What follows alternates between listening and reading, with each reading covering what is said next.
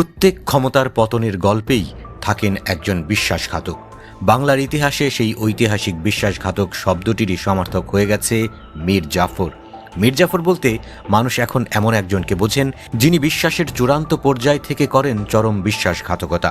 Nicolas মাদুরোকে অপহরণ করার মিশনে তেমনই এক মীর জাফরের সহায়তা পেয়েছেন যুক্তরাষ্ট্র। তবে কে সেই মীর জাফর? কে বুকের ভেতর বসেই মাদুরোর বিশ্বাসকে হত্যা করেছেন? তার চূড়ান্ত হদিস না পাওয়া গেলেও সামনে এসেছে একটা নাম।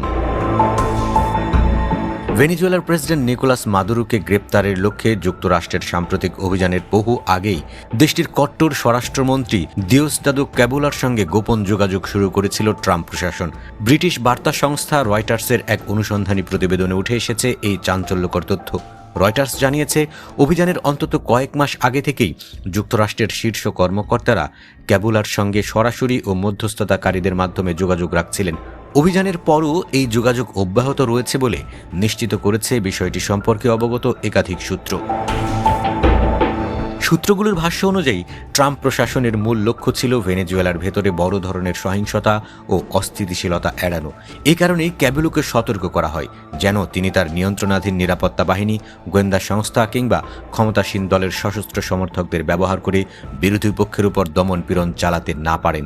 ৬২ বছর বয়সী দিওসদাদো ক্যাবোলার হাতে রয়েছে ভেনেজুয়েলার শক্তিশালী নিরাপত্তা কাঠামো, যার মধ্যে আছে গোয়েন্দা সংস্থা, পুলিশ এবং সশস্ত্র বাহিনীর গুরুত্বপূর্ণ অংশ।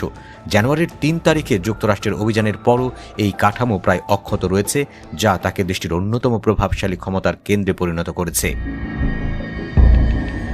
মাদুরোর বিরুদ্ধে যুক্তরাষ্ট্র যে মাদক পাচারের মামলার অভিযোগ এনেছে, সেই মামলায় ক্যাবেলোর নামও অন্তর্ভুক্ত রয়েছে। তবে অভিযানের সময় তাকে গ্রেপ্তার করা হয়নি। সূত্রগুলো জানায়, যুক্তরাষ্ট্রের সঙ্গে আলোচনায় তার উপর আরোপিত নিষেধাজ্ঞা এবং বিচারিক ঝুঁকির বিষয়গুলোও আলোচনায় আসে। বর্তমান ট্রাম্প প্রশাসনের শুরুর দিকে থেকেই এই গোপন যোগাযোগ শুরু হয় এবং মাদুরো অপসারণের আগ পর্যন্ত তা চলতে থাকে। এমনকি মাদুরো ক্ষমতাচ্যুত হওয়ার পরও ক্যাবেলোর সঙ্গে যুক্তরাষ্ট্রের যোগাযোগ অব্যাহত রয়েছে বলে জানিয়েছে 4টি নির্ভরযোগ্য সূত্র।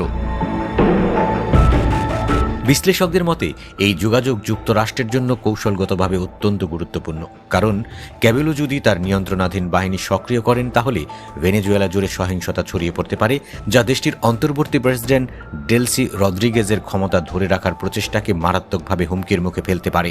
যদিও যুক্তরাষ্ট্র রদ্রিগেজকে মাদুরো পরবর্তী ভেনেজুয়েলার রূপান্তরকালীন শাসনের প্রধান ভারকেন্দ্র হিসেবে দেখছে, তবুও ক্যাবেলোর ভূমিকা নিয়ে উদ্বেগ থেকেই যাচ্ছে। প্রকাশ্যে ক্যাবেলো রদ্রিগেজের প্রতি সমর্থন জানালেও অতীতে তাদের রাজনৈতিক প্রতিদ্বন্দ্বিতার ইতিহাস রয়েছে। সাবেক সামরিক কর্মকর্তা ক্যাবেলো দীর্ঘদিন ধরে ভেনেজুয়েলার সামরিক ও বেসামরিক কাউন্টার ইন্টেলিজেন্স সংস্থাগুলোর উপর প্রভাব বিস্তার করে আসছেন। পাশাপাশি তিনি সরকারপন্থী সশস্ত্র মিলিশিয়া গোষ্ঠী কোলেকটিভো এর সঙ্গেও ঘনিষ্ঠভাবে যুক্ত, যাদের বিরুদ্ধে অতীতে বিক্ষোভকারীদের উপর হামলার অভিযোগ রয়েছে। যুক্তরাষ্ট্রের কর্মকর্তারা মনে করেন, তেল সমৃদ্ধ ওপেকভুক্ত এই দেশে একটি অনিশ্চিত রূপান্তরকালীন সময়ে স্থিতিশীলতা বজায় রাখতে ক্যাবেলোর ভূমিকা গুরুত্বপূর্ণ হতে পারে। তবে তার দমনমূলক অতীত এবং ক্ষমতার উচ্চাকাঙ্ক্ষা পুরো প্রক্রিয়াকে ভেস্তে দিতে পারে বলেও আশঙ্কা করা হচ্ছে। এই বিষয়ে মন্তব্য জানতে হোয়াইট হাউস ও ভেনেজুয়েলার সরকারের সঙ্গে যোগাযোগ করা হলেও তারা তাৎক্ষণিক কোনো প্রতিক্রিয়া জানায়নি। বিশ্লেষকদের মতে, ক্যাবেলোর ভবিষ্যৎ ভূমিকার উপরই অনেকটাই নির্ভর করছে মাদুরো পরবর্তী ভেনেজুয়েলার রাজনৈতিক স্থিতিশীলতা এবং গণতান্ত্রিক রূপান্তরের পথ চলা।